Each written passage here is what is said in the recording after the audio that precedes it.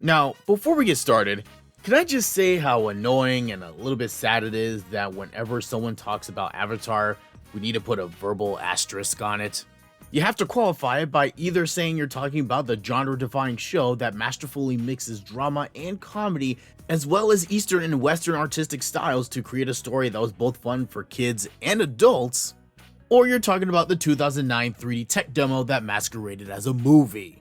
Now, if you loved this Avatar, that's cool. This is the internet after all, you can have your opinion.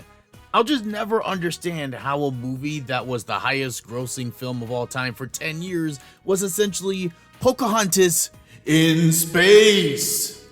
I mean, come on now. It took you almost 3 hours to tell the same story that Disney told in literally half the time? And since this thing is going to become a series with 3 more movies, yes, this is a thing that's happening. They think they're good enough to pull a Toy Story now, apparently. Okay, just look, Avatar. If you're gonna steal from Disney, you might as well go all in on this thing with the sequels. Do the second one like Pocahontas 2, where the Na'vi girl goes to Earth, or whatever's left of it, and then hijinks ensue. Maybe the villain from the first one comes back, or we find out that they killed a clone because science fiction, and now the original is back to avenge his genetic carbon copy. And then with the third one, you go all Cinderella 3 and go back in time to save the Earth for what caused them to have to leave in the first place. Because why not do time travel at this point? Because if you're going to have a plot play like a cheesy sci-fi channel movie, you might as well go full ham. And for the fourth one, obviously, it's prequel time. Show the altered timeline now that the world isn't doomed and the Na'vi aren't almost colonized. And don't even get me started with the Shyamalan nightmare that was the adaptation. Alright, rant over. Let's get back on track.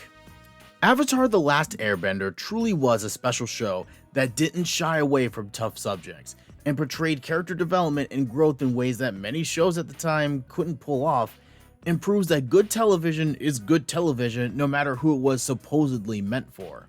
And we could talk all day about so many of these characters, from Aang to Katara and the gold mine that is Zuko and Azula.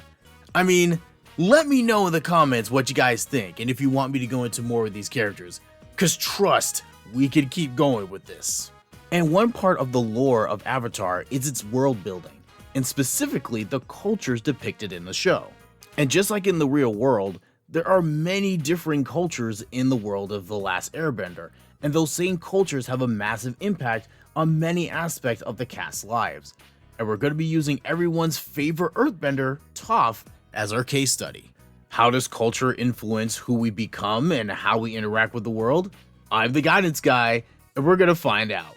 And be careful of them spoilers for Avatar books 2 and 3, so be sure you're all caught up before we move on. Toph Beifong's execution as a character is almost a miracle on some level. Here we have a character who has a disability, but the character is not defined by their disability. All Toph-centered episodes are not about how hard it is to be blind. They highlight her personality, her strengths, her weaknesses.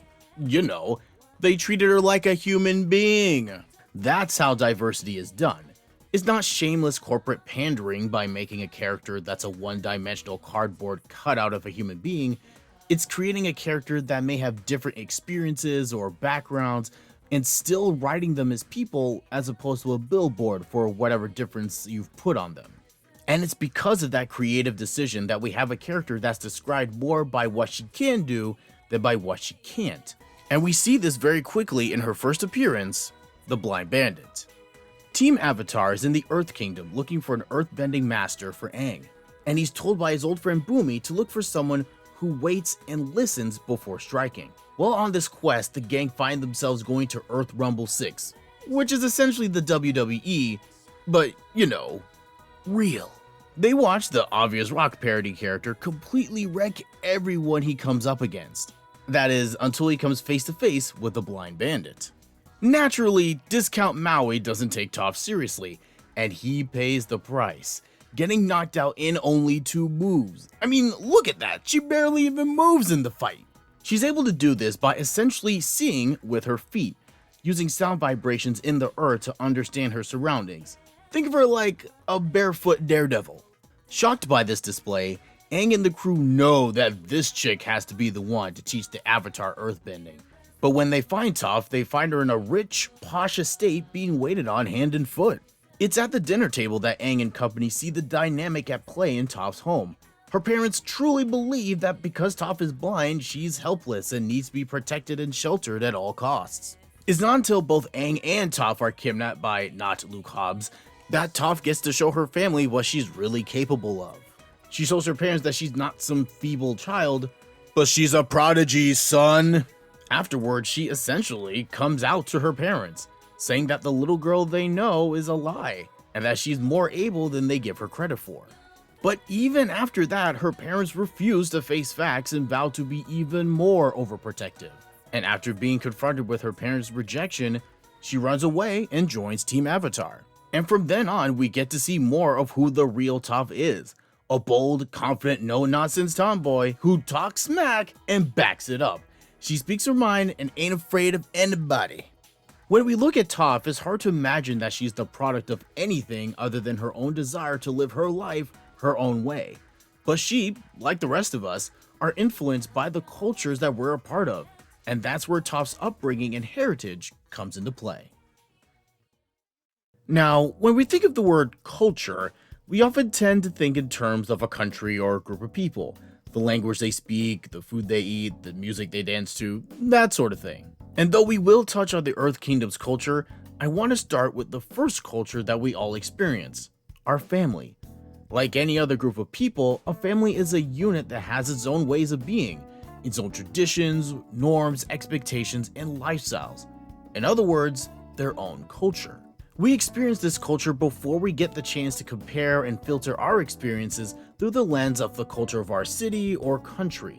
And though some families will have their culture closely connected to that of their home country or the country they're living in, that by itself is a reflection of the cultural values of that family. And though it can be hard to think that Toph was influenced by her family culture in any real way, I mean, she did run away from it after all. Once you take a look at it, the answer becomes a little easier to see. Let's be real here.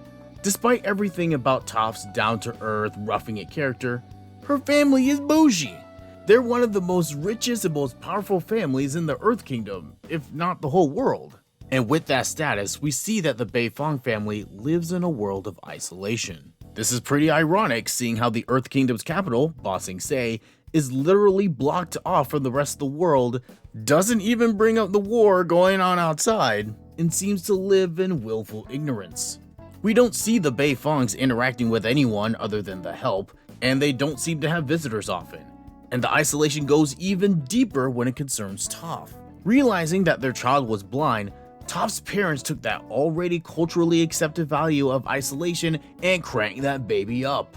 Toph didn't have any friends her age, wasn't allowed to leave her house, and even earthbending, the central part of her heritage, even that was limited to the most basic maneuvers. And at the same time, they gave her everything she could possibly ask for and protected her to the point of coddling. In other words, her parents broke every single rule how to not raise an only child. And they were determined to make sure that this carefully manicured life that they created for Toph stayed that way, as they wouldn't let their child go on the Avatar's quest to save the world. Now, to be fair, Toph's parents' reaction to her condition is not uncommon for parents in their situation.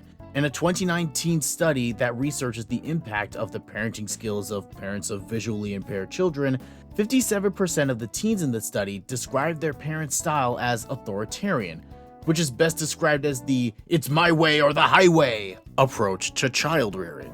And we see this with Toph's parents, albeit in a more benevolent form. Toph learned quickly that in the Beifong family, she's like fine china, valuable and cherished, but fragile and needs to be kept safe. She could be seen from a distance, but never expected to do anything. I mean, her father says as much in The Blind Bandit. Toph, there's too many of them. We need an earthbender. We need you.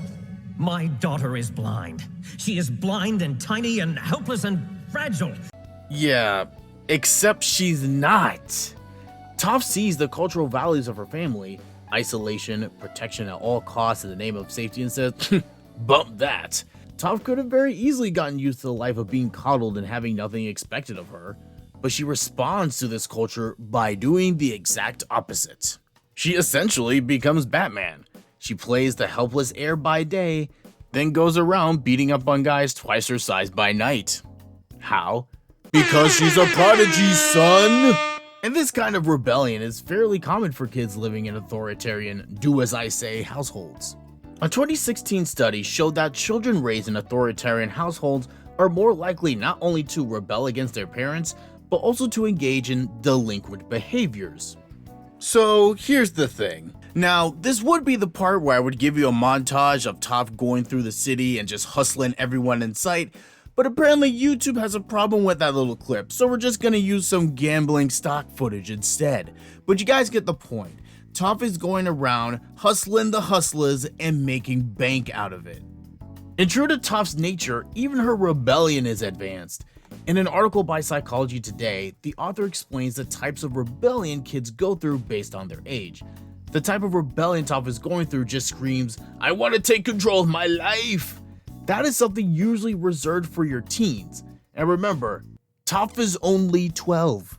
In Toph's approach to life, her headstrong, determined nature that doesn't sugarcoat anything, that actually embodies the Earth Kingdom culture beautifully. In the episode Bitter Work, while Zuko struggles to master the lightning technique, Best Uncle Iroh explains the cultural values that are the most important to each of the four nations. Fire is the element of power. The people of the Fire Nation have desire and will and the energy and drive to achieve what they want. Earth is the element of substance. The people of the Earth Kingdom are diverse and strong. They are persistent and enduring. Air is the element of freedom. The air nomads detached themselves from worldly concerns and found peace in freedom. Water is the element of change. The people of the water tribes are capable of adapting to many things. They have a sense of community and love that holds them together through anything. And there you have it, the core values of the four nations. But let's focus on the Earth Kingdom here. Substance, strength, persistence, endurance. Yeah, sounds like Toph to me. She doesn't mess around with the frivolities of life and isn't afraid to get real and dirty, both figuratively and literally. She's got the strength both physically and mentally to not use her blindness as a crutch, but also the strength to move metal because, you know, she's a prodigy, son! She's persistent to the point of being stubborn sometimes, and it's clear that she's endured a lot in her young life, but doesn't make excuses and just finds another way to make it work for her. So even though Toph completely rejected her family's culture and their view of her, she has embraced the culture of the Earth Kingdom and has used it to turn into a self-determined genius who taught Aang the ways of earthbending. But for all of Toph's positives, her hardest challenge was not getting around, it wasn't sand, it wasn't even getting trapped in a metal cage. It turned out that making friends was her biggest challenge once she joined up with Team Avatar. So why is that?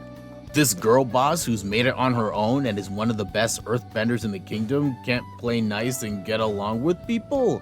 Well, this is where we see that the intersection of one's culture with those of others can cause complications. If real life is any indication, problems can come up when different cultures try to coexist in the same place. Now that doesn't mean we can't get along and we need to block ourselves off from anyone who's different. We just need to be aware of those differences in order to navigate through them properly. Because when you don't, you get conflict and drama, which is exactly what happened with Toph when she joined up with Aang and his crew. Initially, Toph had issues adjusting with pretty much everyone at first, though to be fair, they were sleep deprived and being chased by Crazy Cycle Girl in a tank.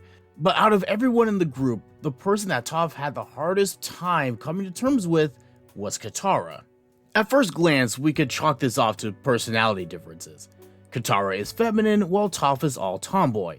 Katara is nurturing and encouraging, while Toph is most likely going to tell you to rub some dirt on it. Naturally, such differing personalities are going to have some friction, but the root of these differences comes from the fact that they both personify their respective cultures to a T. Let's go back to Iroh's pep talk to Zuko. What did he say about the Water Tribe again? Water is the element of change. The people of the Water Tribe are capable of adapting to many things. They have a deep sense of community and love that holds them together through anything. Change, adaptability, and community. That's the Water Tribe. And as we've seen in the series, we see that same thing with Katara.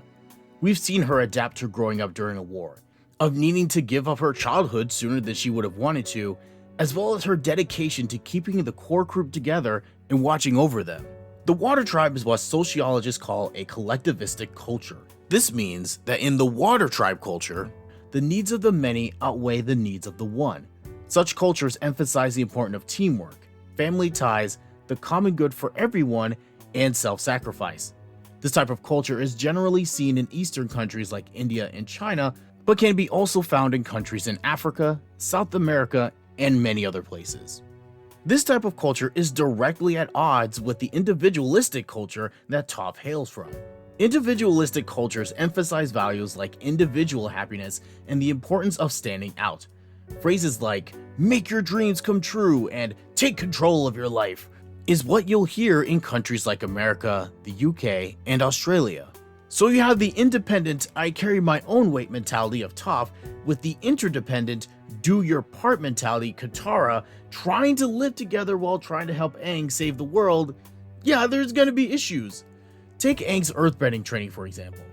Toph's teaching style is that of the old school ball coach. She's the in-your-face, screaming at you, "get down and give me 20" type who demands excellence. Katara, on the other hand, she's more of a life coach, giving encouragement and positive reinforcement as she works with Aang.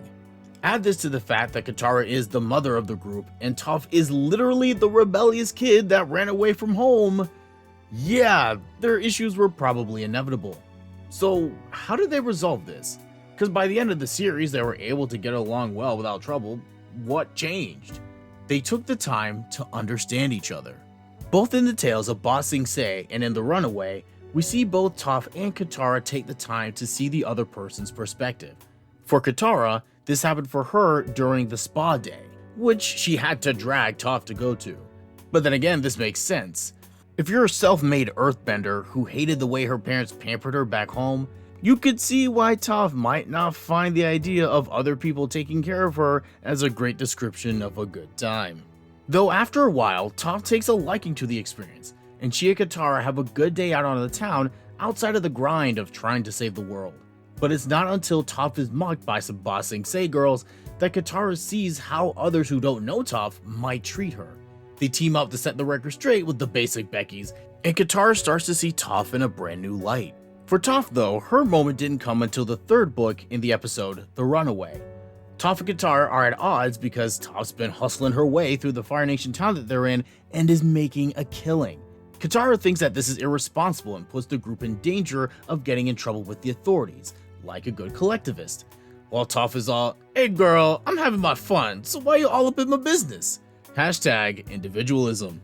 But after a talk with Sokka, Toph understands what Katara's had to go through during the war and her impact on her brother. Toph realizes something. She realizes that even though Katara wears the mom hat pretty hard, she respects her because at the end of the day, Katara has accepted Toph for who she really is, a feat that not even her own mother has been able to do yet. And truly, that's what we really want out of our relationships. Acceptance for who we are and what we're about. It can be tough to do that at times given our different backgrounds and different cultures that we come from, but taking the time to relate and understand people from their perspective can make all the difference. In our daily lives, be it at home, work, school, or with friends, we interact with multiple cultures, each with their own rules that, though unwritten, we undeniably know what they are. And given the times we're in, the cultural norms in those spheres of life may be changing in ways that we're not sure that they're going to be temporary or they're going to be the new normal. And we also see in the world more efforts are being made to listen and understand the plight of a people that have been abused and oppressed for generations. And it can be overwhelming and confusing for some people that want to try to help to even know where to start. Look, none of us are perfect. We all have some baggage from our various cultures that we wish we could pull a Toph and just run away from. But even she had to learn that simply running away doesn't change things. It's only when you confront that baggage Find out where it came from and eradicate it is where change begins. The next step is branching out. You never learn anything about different people when everyone you spend time with is just like you. Take the chance to gain someone else's perspective. How do you do that, you ask? You listen to them. Don't get defensive, and if you don't understand something, don't make assumptions. Ask. And don't be weird about it. Treat them like a real person as opposed to a representative of a whole group. Trust, I've been there. I've been the token black guy in a group of people that has to be the representation of the entirety of the black experience. It doesn't help things, and it's not fair to you or the person you're talking to. Think of it this way. If Toph was a real person, you probably wouldn't ask a bunch of questions about her blindness. You'd probably ask questions like, well, what was it like to bend metal when no one else has ever done it before? Just like how Toph's creators treated her as a person instead of a token disability character, when you make that first step to bridging a culture, have that same courtesy. Be sure to treat people like people first. Thanks for watching. Let me know in the comments what other characters and franchises you'd like me to discuss next. Also, don't forget to like, subscribe, and ring the bell so you know when the next video is ready. Until next time.